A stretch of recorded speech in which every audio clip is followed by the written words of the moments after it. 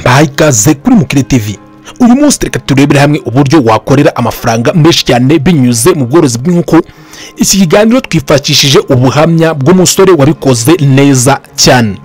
Ni umusore utarashatse ko tugaragaza amazina ye mu kiganiro, ariko yabikoze neza. Ni ubuhamya bukomeye cyane, ndetse turasoza tukubwira n'inama agira abantu bashaka gutangira umushinga w'ubworozi bw'inkoko.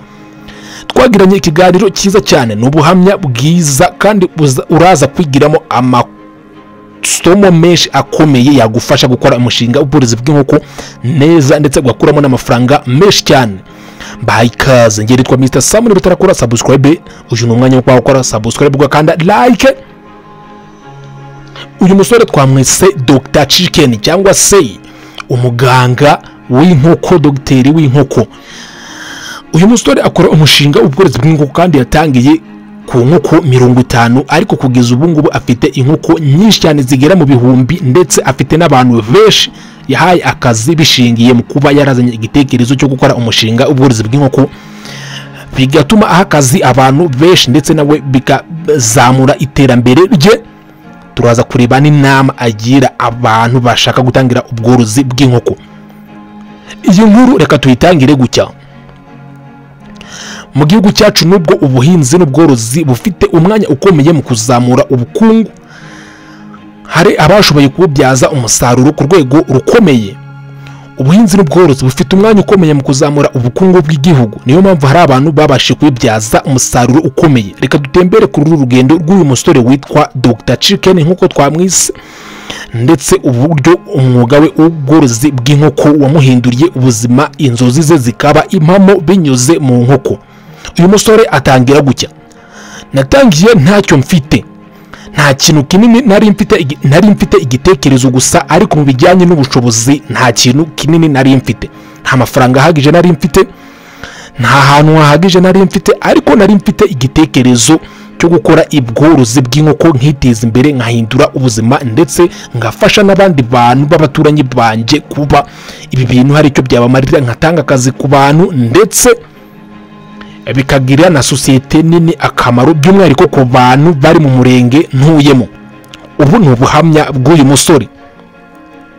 Ati natangiriye ku nkoko 50 gusa, ariko ubu mfite icyororo gihagije, ndetse ntanga amagi menshi cyane, ncuruza amagi menshi cyane, ndetse n'inyama z'inkoko ku isoko, ndetse ndazigurisha kandi nkabonamo amafaranga menshi, ku buryo nabashije guha urubyiruko duturanye akazi, nabo bakaba babayeho neza cyane.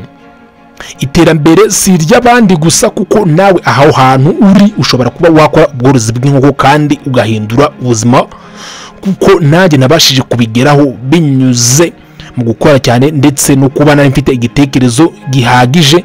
Ku nkoko 50 naheriyeho, kugeza ubu ngubu mfite abantu benshi mpa inkoko nyinshi mu mirenge duturanye, ndetse n'akarere duturanye. Hari inama rero nshaka kugira abantu bashaka gukora uyu mushinga ubworozi bw'inkoko, by'umwihariko ku bantu badafite igishoro kinini, cyangwa se ku bantu bumva ko bazatangira ari uko bafite amafaranga menshi cyane. Inama ya mbere nabagira nuko gutangira bidasaba igishoro cyinshi cyane. Mu gihe nyine utagifite, ugomba gutangirira kuri make ufite. Mu gihe ufite ubushobozi ni byiza, ariko mu gihe utabufite nanone ntabwo ukuriye kumva ko utabishoboye. Tangirana icyo ufite.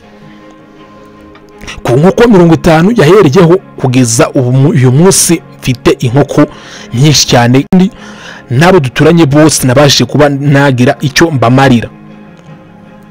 Ikindi, nashatse ubumenyi, ndetse njya no mu mahugurwa atandukanye hirya no hino, abe mu bajyanama bo ku mirenge hirya no hino, nkurikira ibiganiro byinshi cyane bivuga kuri uyu mushinga w'ubworozi bw'inkoko.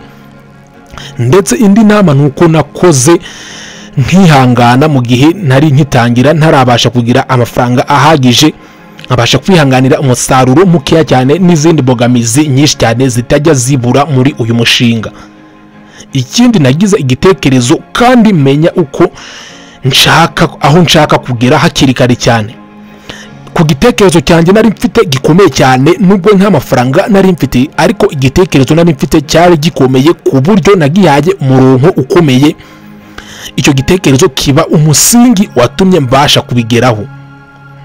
ndetse imbogamizi n'ibindi bicantege byose byajemo, ibyo byose ni ibintu nabashije gukumira hakiri kare.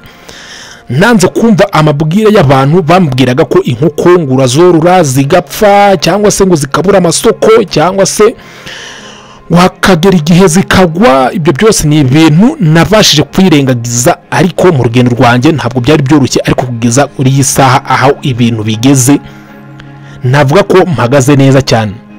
Uru ni urugendo rwa Dr Chicken ndetse n'inama ari kugira abantu bashaka gutangira uyu mushinga ubworozi bw'inkoko.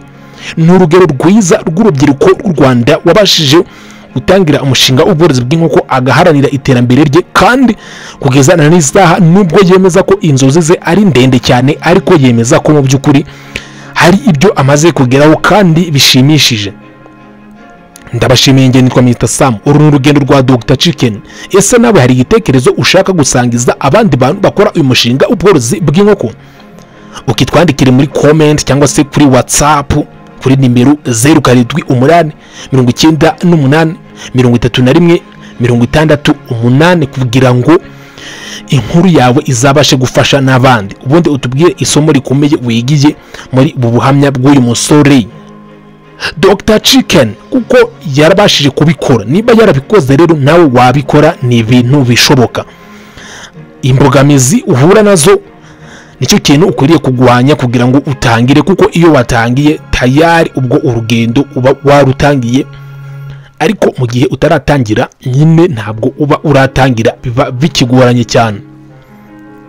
Hanyuma utubwire igitekerezo, ese andi masomo wumva twajya tuvugaho hano kuri Mukire Entertainment mwiteguye kwiga nayahe? Ese murashaka ko tujya tubakorera amasomo ajyanye n'ikoranabuhanga, cyangwa ubworozi bw'inkoko mubona ari bwo buhagije cyangwa se ntacyo butwaye? Ibyo byose dukeneye ubushakashatsi bwanyu, ari uko hari ibindi biganiro dushaka kujya dukora, ariko utubwire uko ubyumva.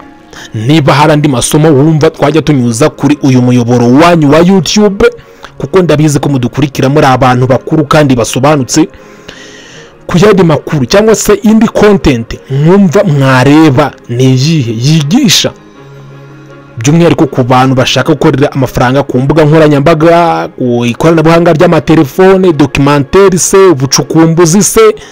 Ibyo byose mwatubwiramo niba hari kimwe mwumva ko twajya dukoraho cyangwa se twavanga n'aya masomo ajyanye n'ubworozi bw'inkoko, cyangwa se mwaba mwumva ko ubworozi bw'inkoko ubwabwo buhagije nta kindi kintu twakora twabivanga nabyo. Ibyo nabyo mwabitumenyesha kugira ngo tubashe kumenya icyo abantu mudukurikira muba mukeneye.